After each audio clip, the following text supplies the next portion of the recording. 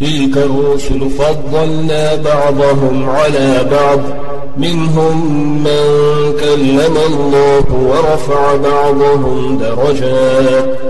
وآتينا عيسى ابن مريم البينات وأيدناه بروح القدس ولو شاء الله ما اقتتل الذين من بعدهم من بعد ما جاءتهم البينات ولكن اختلفوا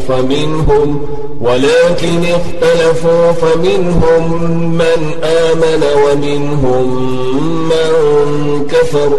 ولو شاء الله ما اقتتلوا ولكن الله يفعل ما يريد. يا أيها الذين آمنوا أنفقوا مما رزقناكم من قبل أن يأتي يوم لا بيع فيه ولا خلة ولا شفاعة والكافرون هم الظالمون. الله لا إله إلا هو الحي القيوم لا تأخذه سنة ولا نوم له ما في السماوات وما في الأرض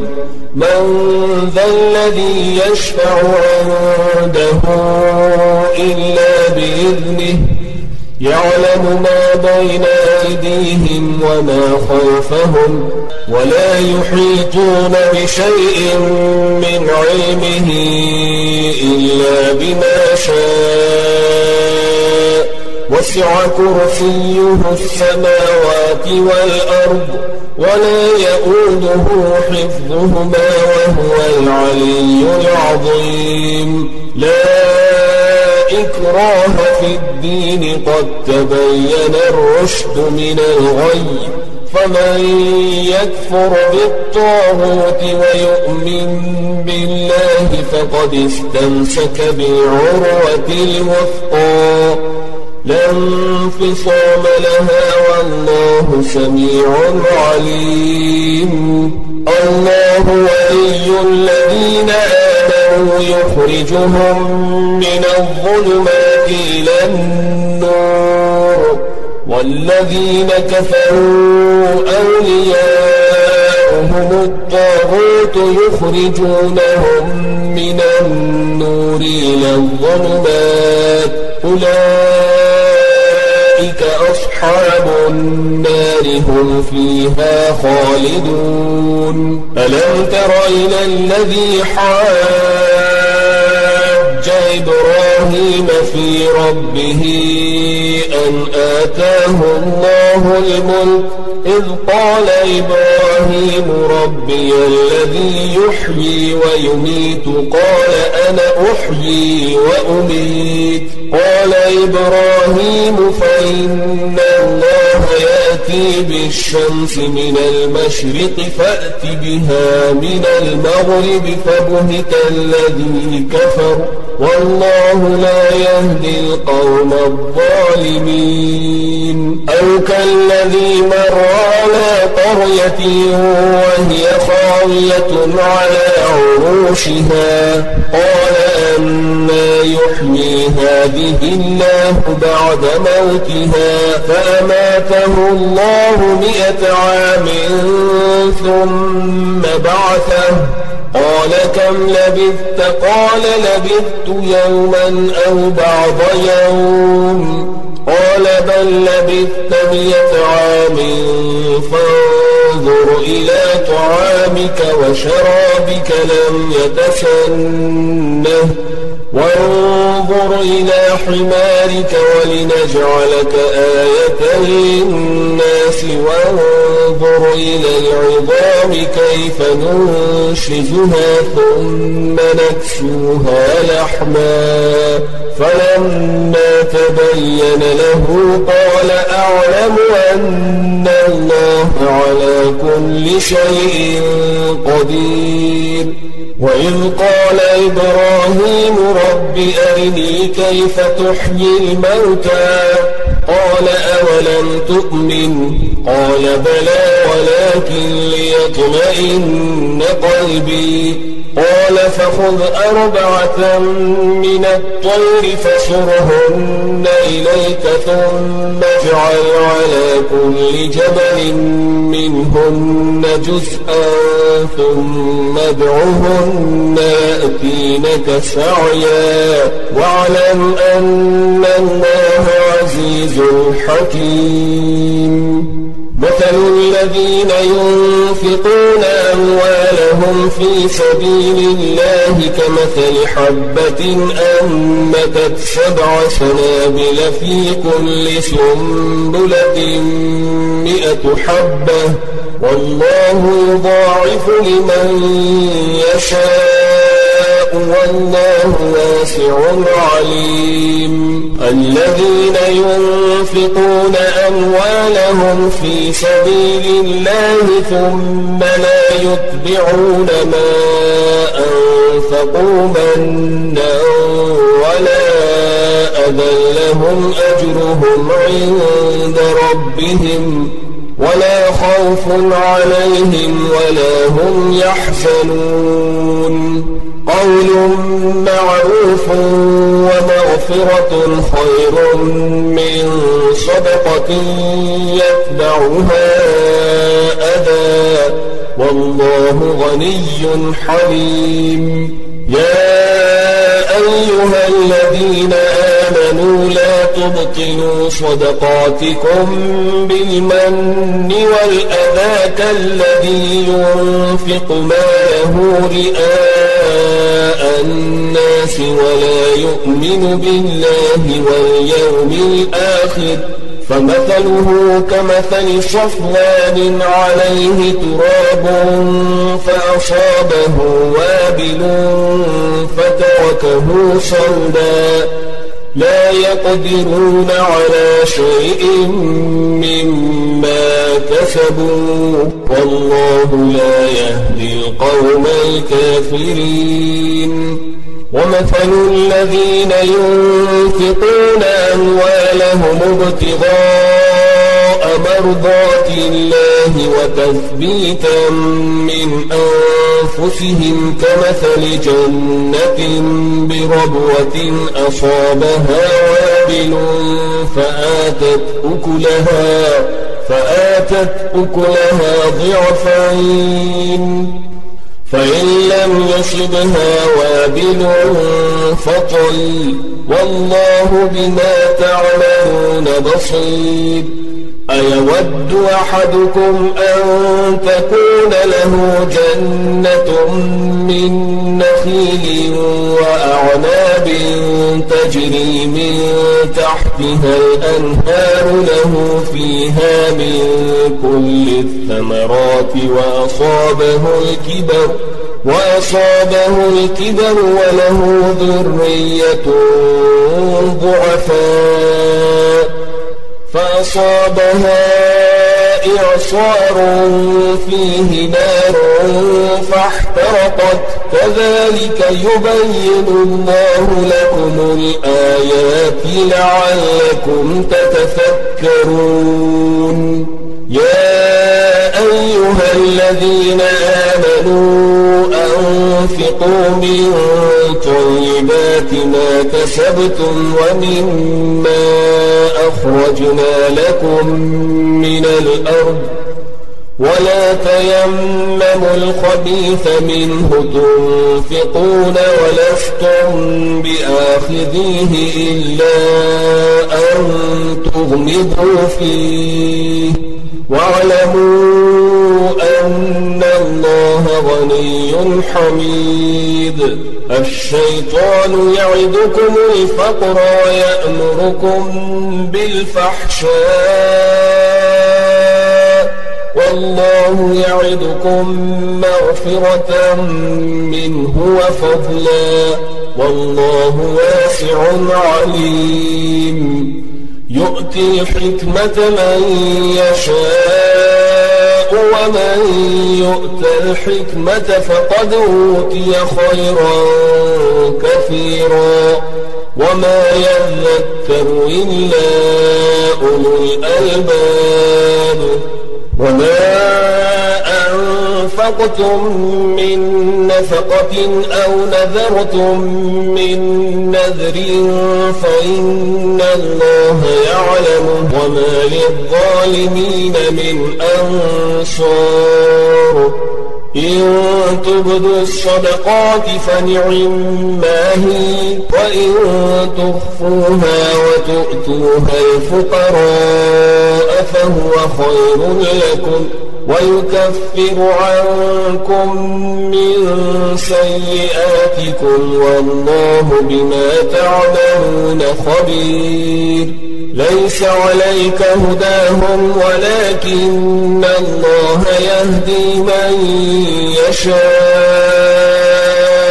وما تنفقوا من خير فلأنفسكم وما تنفقون إلا ابتغاء وجه الله وما تنفقوا من خير يوفى إليكم وأنتم لا تظلمون للفقراء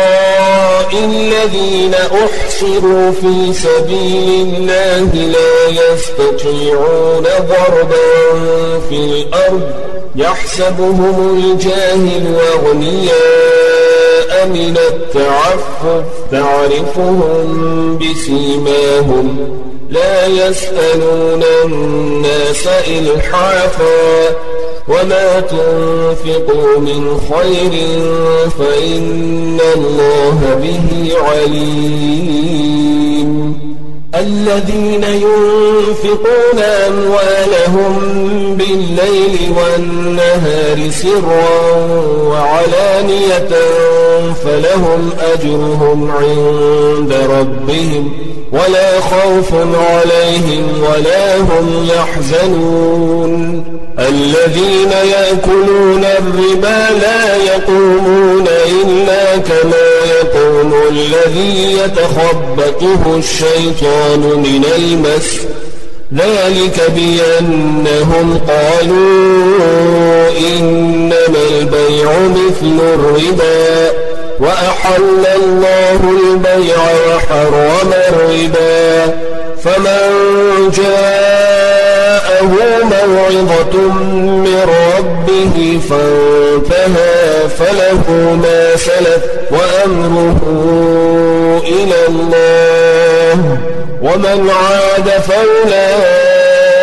أصحاب النار هم فيها خالدون يمحق الله الربا ويربي الصدقات والله لا يحب كل كفار أثيم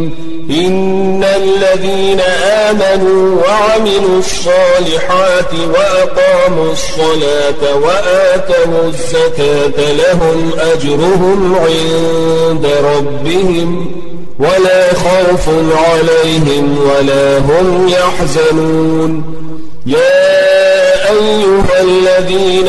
آمنوا اتقوا الله وذروا ما بقي من الربا إن كنتم مؤمنين فإن لم تفعلوا فأذنوا بحرب من الله ورسوله وإن تبتم فلكم رؤوس أموالكم لا تظلمون ولا تظلمون وإن كان ذو عسرة فنظرة إلى ميسرة وأن تصدقوا خير لكم إن كنتم تعلمون واتقوا يوما ترجعون فيه إلى الله ثم توفى كل نفس ما كسبت وهم لا يظلمون يا أيها الذين آمنوا إذا تداينتم بدين إلى أجل مسمى فاكتبوه وليكتب بينكم كاتب بالعدل ولا يأب كاتب أن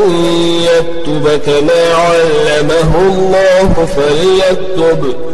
وليملل الذي عليه الحق وليتق الله ربه ولا يبخس منه شيئا فإن كان الذي عليه الحق سفيها أو ضعيفا أو لا يستطيع أن يمل هو فليملل وليه بالعدل واستشهدوا شهيدين من رجالكم فإن لم يكونا رجلين فرجل وامرأتان ممن ترضون من الشهداء أن تضل إحداهما فتذكر إحداهما الأخرى ولا يأبى الشهداء إذا ما دعوا ولا تسأموا أن تكتبوه صغيرا أو كبيرا إلى أجله ذلكم أقسط عند الله وأقوم للشهادة وأدنى أن لا ترتابوا إلا أن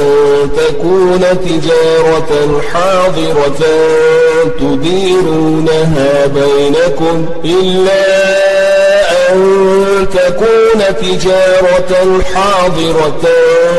تديرونها بينكم فليس عليكم جناح ألا تكتبوها وأشهدوا إذا تبايعتم ولا يضار كاتب ولا شهيد وإن تفعلوا فإنه فسوق بكم واتقوا الله ويعلمكم الله والله بكل شيء عليم وإن كنتم على سفر ولم تجدوا كاتبا فرهان مقبوضة فإن أمن بعضكم بعضا فليؤد الذي ائتمن أمانته وليتق الله ربه ولا تكتموا الشهادة ومن يكتمها فإنه آثم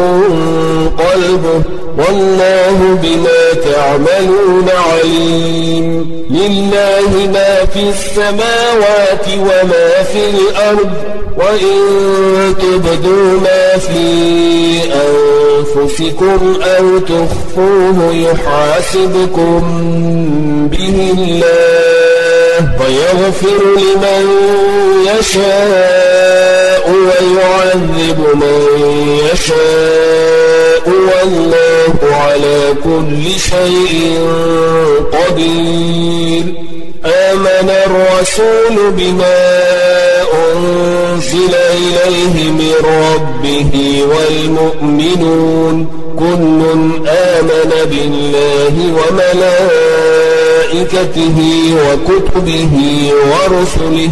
لا نفرق بين أحد من رسله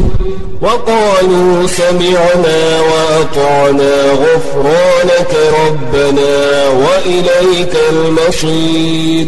لا يكلف الله نفسا إلا وسعها لها ما كسبت وعليها ما اكتسبت ربنا لا تؤاخذنا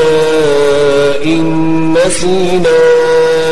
أو أخطأنا ربنا ولا تحمل علينا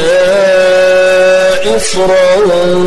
كما حملته على الذين من قبلنا ربنا ولا تحملنا ما لا طاقة لنا به واعف عنا واغفر لنا وارحمنا واعف عنا واغفر لنا وارحمنا أنت مولانا فانصرنا على القوم الكافرين. سورة سورة آل عمران. بسم الله الرحمن الرحيم. ألف لام ميم. الله لا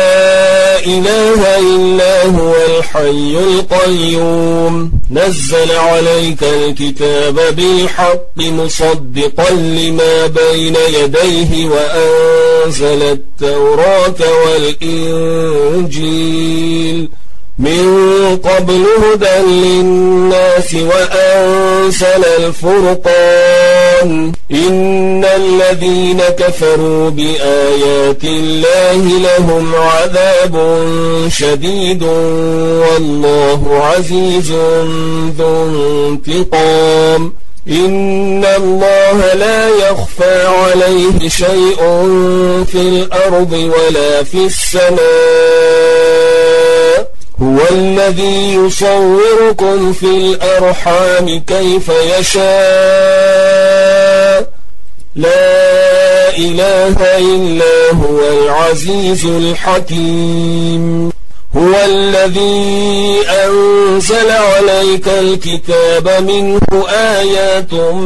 محكمات هن أم الكتاب وأخر متشابهات فأما الذين في قلوبهم زيغ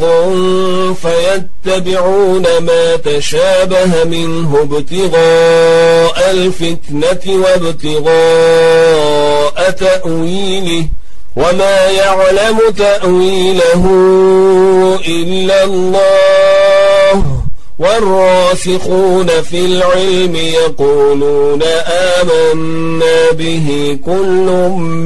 من عند ربنا وما يذكر إلا أولو الألباب ربنا لا تزغ قلوبنا بعد إذ هديتنا وهب لنا من لدنك رحمة إنك أنت الوهاب ربنا إنك جامع الناس ليوم لا ريب فيه إن الله لا يخلف الميعاد إن الذين كفروا لن تغني عنهم أموالهم ولا أولادهم من الله شيئا وأولئك هم وقود النار كدأب آل فرعون والذين من قبلهم كذبوا بآياتنا فأخذهم الله بذنوبهم والله شديد العقاب قل للذين كفروا ستغلبون وتحشرون إلى جهنم وبئس المهاد قد كان لكم آية في فئتين التقتا فئة تقاتل في سبيل الله وأخرى كافرة يرونهم مثليهم رأي العين والله يؤيد بنصره من يشاء إن في ذلك لعبرة لأولي الأبصار زين للناس حب الشهوات من النساء والبنين والقناطير المقنطرة من الذهب والفضة والخيل المسومة والأنعام والحرث ذلك متاع الحياة الدنيا والله عنده حسن المآب قل أنبئكم بخير من ذلكم للذين اتقوا عند ربهم جنات تجري من تحتها الأنهار خالدين فيها أزواج خالدين فيها وأزواج مطهرة ورضوان من الله والله بصير بالعباد الذين يقولون ربنا إننا آمنا فاغفر لنا ذنوبنا وقنا عذاب النار الصابرين والصادقين والقانتين والمنفقين والمستغفرين بالأسحار شهد الله أنه لا إله إلا هو والملائكة وأولو العلم قائما بالقسط لا إله إلا هو العزيز الحكيم إن الدين عند الله الإسلام وما اختلف الذين أوتوا الكتاب إلا من بعد ما جاءهم العلم بغيا بينهم ومن يكفر بآيات الله فإن الله سريع الحساب فإن حاجوك فقل أسلمت وجهي لله ومن اتبعن وقل للذين أوتوا الكتاب والأميين أأسلمتم فإن أسلموا فقد اهتدوا وإن تولوا فإنما عليك البلاغ والله بصير بالعباد إن الذين يكفرون بآيات الله ويقتلون النبيين بغير حق ويقتلون الذين يأمرون بالقسط من الناس فبشرهم بعذاب أليم أولئك الذين حبطت أعمالهم في الدنيا والآخرة وما لهم من ناصرين ألم تر إلى الذين أوتوا نصيبا من الكتاب يدعون إلى كتاب الله ليحكم بينهم ثم يتولى فريق منهم وهم معرضون ذلك بأنهم قالوا لن تمسنا النار إلا أياما معدودات وغرهم في دينهم ما كانوا يفترون فكيف إذا جمعناهم ليوم لا ريب فيه ووفيت كل نفس ما كسبت وهم لا يظلمون قل اللهم مالك الملك تؤتي الملك من تشاء وتنزع الملك ممن تشاء وتعز من تشاء وتذل من تشاء بيدك الخير إنك على كل شيء قدير تولج الليل في النهار وتولج النهار في الليل وتخرج الحي من الميت وتخرج الميت من الحي وترزق من تشاء بغير حساب لا يتخذ المؤمنون الكافرين أولياء من دون المؤمنين ومن يفعل ذلك فليس من الله في شيء إلا أن تتقوا منهم تقاه ويحذركم الله نفسه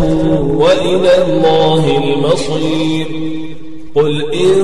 تخفوا ما في صدوركم أو تبدوه يعلمه الله ويعلم ما في السماوات وما في الأرض والله على كل شيء قدير يوم تجد كل نفس ما عملت من خير محضرا وما عملت من سوء تود لو أن بينها وبينه أمدا بعيدا ويحذركم الله نفسه والله رؤوف بالعباد قل إن كنتم تحبون الله فاتبعوني يحببكم الله ويغفر لكم ذنوبكم والله غفور رحيم قل أطيعوا الله والرسول فإن تولوا فإن الله لا يحب الكافرين إن الله اصطفى آدم ونوحا وآل إبراهيم وآل عمران على العالمين ذرية بعضها من بعض والله سميع عليم إذ قالت امرأة عمران رب إني نذرت لك ما في بطني محررا فتقبل مني إنك أنت السميع العليم فلما وضعتها قالت رب إني وضعتها أنثى والله أعلم بما وضعت وليس الذكر كالأنثى وإني سميتها مريم وإني أعيذها بك وذريتها من الشيطان الرجيم فتقبلها ربها بقبول حسن وأنبتها نباتا حسنا وكفلها زكريا كلما دخل عليها زكريا المحراب وجد عندها رزقا قال يا مريم أنى لك هذا قالت هو من عند الله إن الله يرزق من يشاء بغير حساب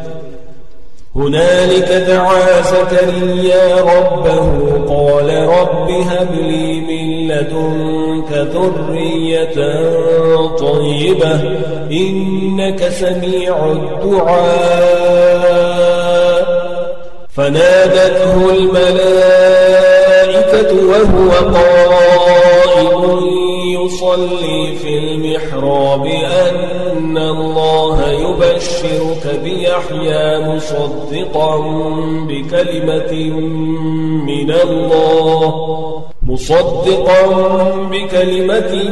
من الله وسيدا وحصورا ونبيا من الصالحين قال رب أنى يكون لي غلام وقد بلغني الكبر وامرأتي عاقر قال كذلك الله يفعل ما يشاء قال رب اجعل لي آية قال آيتك ألا تكلم الناس 3 أيام إلا رمزا واذكر ربك كثيرا وسبح بالعشي والإبكار وإذ قالت الملائكة يا مريم إن الله اصطفاك وطهرك واصطفاك على نساء العالمين يا مريم اقنتي لربك واسجدي واركعي مع الراكعين ذلك من أنباء الغيب نوحيه إليك وما كنت لديهم إذ يلقون أقلامهم أيهم يكفل مريم وما كنت لديهم إذ يختصمون إذ قالت الملائكة يا مريم إن الله يبشرك بكلمة منه اسمه المسيح عيسى ابن مريم وجيها في الدنيا والآخرة ومن المقربين ويكلم الناس في المهد وكهلا ومن الصالحين قالت رب أنى يكون لي ولد ولم يمسسني بشر قال كذلك الله يخلق ما يشاء إذا قضى أمرا فإنما يقول له كن فيكون ويعلمه الكتاب والحكمة والتوراة والإنجيل ورسولا إلى بني إسرائيل أني قد جئتكم بآية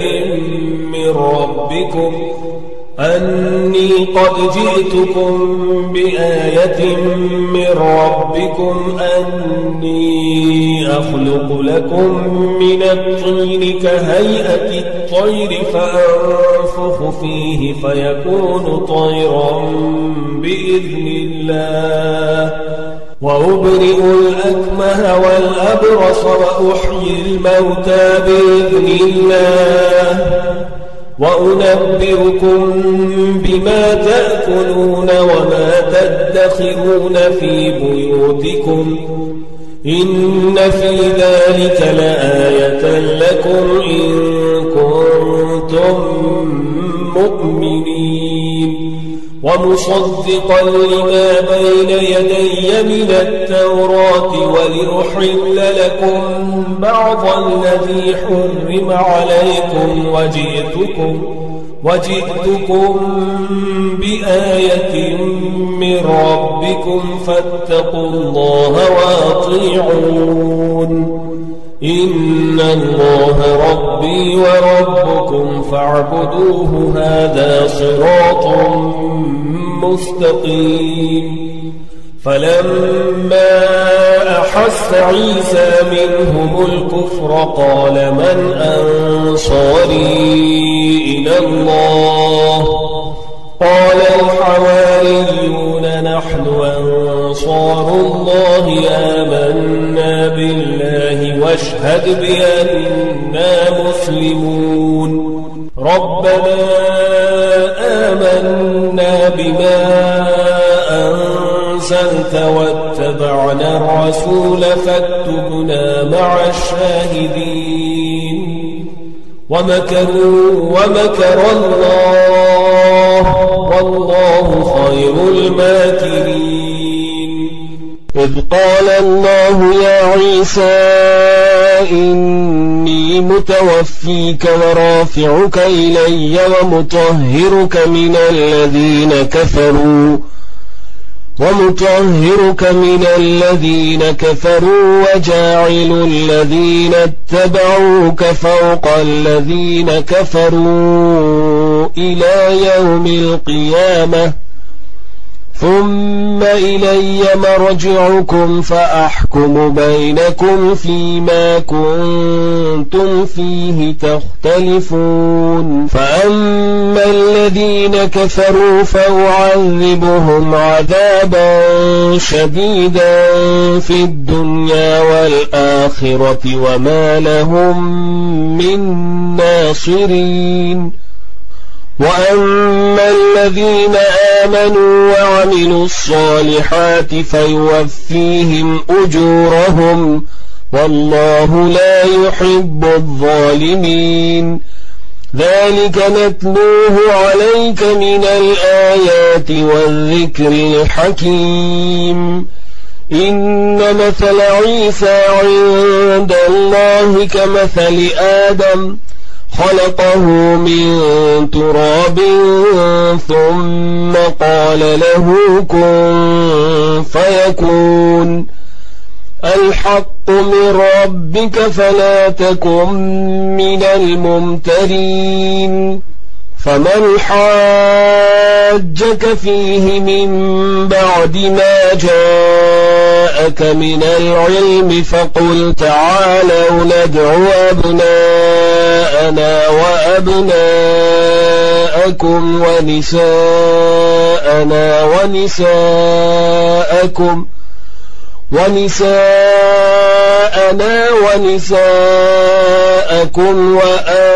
وأنفسنا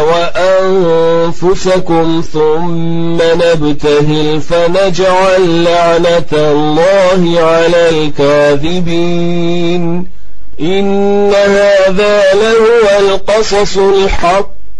وما من إله إلا الله وإن الله لهو العزيز الحكيم فإن تولوا فإن الله عليم بالمفسدين قل يا أهل الكتاب تعالوا إلى كلمة سواء بيننا وبينكم ألا نعبد إلا الله ولا نشرك به شيئا ولا يتخذ بعضنا بعضا أربابا من دون الله فإن تولوا فقولوا اشهدوا بأننا مسلمون يا أهل الكتاب لم تحاجون في إبراهيم وما أنزلت التوراة والإنجيل إلا من بعده أفلا تعقلون ها أنتم هؤلاء حاججتم فيما لكم به علم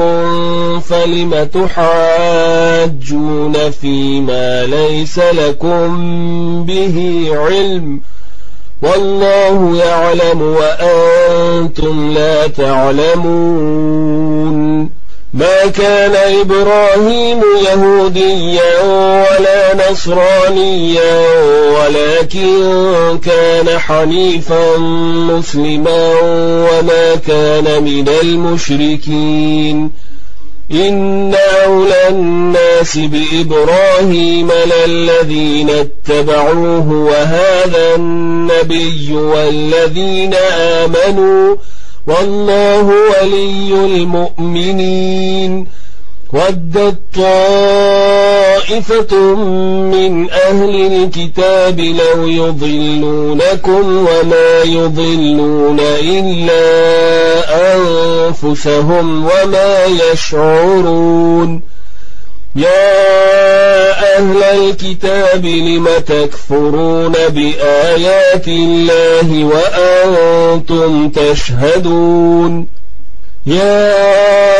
أهل الكتاب لم تلبسون الحق بالباطل وتكتمون الحق وأنتم تعلمون وقالت طائفة من أهل الكتاب آمنوا بالذي أنزل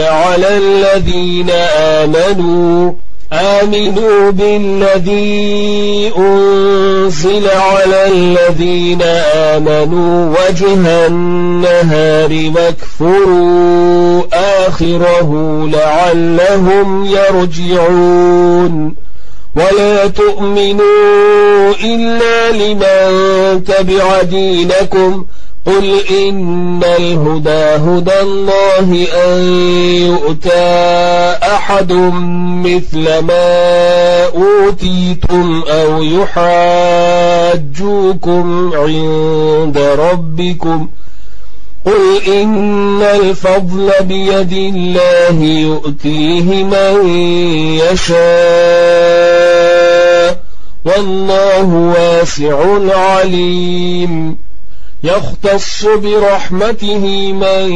يشاء والله ذو الفضل العظيم ومن أهل الكتاب من إن تأمنه بقنطار يؤديه إليك ومنهم من إن تأمنه بدينار لا يؤديه إليك إلا ما دمت عليه قائما ذلك بأنهم قالوا ليس علينا في الأميين سبيل ويقولون على الله الكذب وهم يعلمون بلى من أوفى بعهده واتقى فإن الله يحب المتقين إن الذين يشترون بعهد الله وأيمانهم ثمنا قليلا أولئك لا خلاق لهم في الآخرة ولا يكلمهم الله ولا ينظر إليهم يوم القيامة ولا يزكيهم ولهم عذاب أليم وإن منهم لفريقا يلبون ألسنتهم بالكتاب لتحسبوه من الكتاب وما هو من الكتاب ويقولون هو من عند الله وما هو من عند الله ويقولون على الله الكذب وهم يعلمون ما كان لبشر أن يؤتيه الله الكتاب والحكم والنبوة ثم يقول للناس كونوا عبادا لي من دون الله ولكن كونوا ربانيين بما كنتم تعلمون الكتاب وبما كنتم تدرسون ولا يأمركم أن تتخذوا الملائكة والنبيين أربابا أيأمركم بالكفر بعد إذ أنتم مسلمون وإذ أخذ الله ميثاق النبيين لما آتيتكم من كتاب وحكمة ثم جاءكم رسول وإذ أخذ الله ميثاق النبيين لما آتيتكم من كتاب وحكمة ثم جاءكم رسول مصدق لما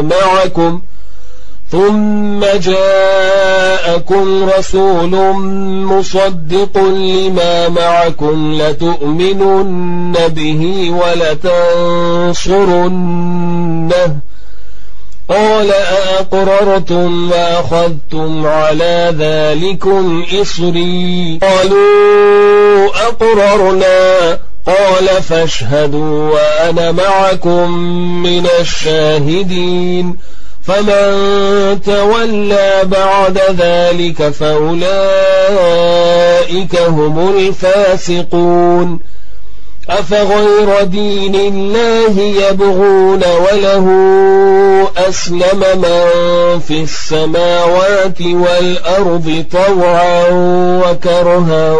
وإليه يرجعون قل آمنا بالله وما أنزل علينا وما أنزل على إبراهيم